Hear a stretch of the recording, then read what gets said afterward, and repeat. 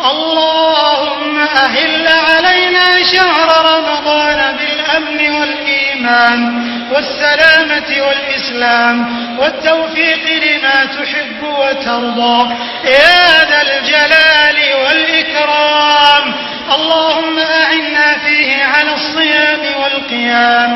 اللهم اجعلنا ممن يصومه ويقومه إيمانا واحتسابا. اللهم سلمنا لرمضان وسلمه لنا وتسلمه منا متقبلا. اللهم اجعله شهر عز للإسلام والمسلمين. اللهم اجعله شهرا للنصر والتمكين للإسلام والمسلمين في كل مكان يا رب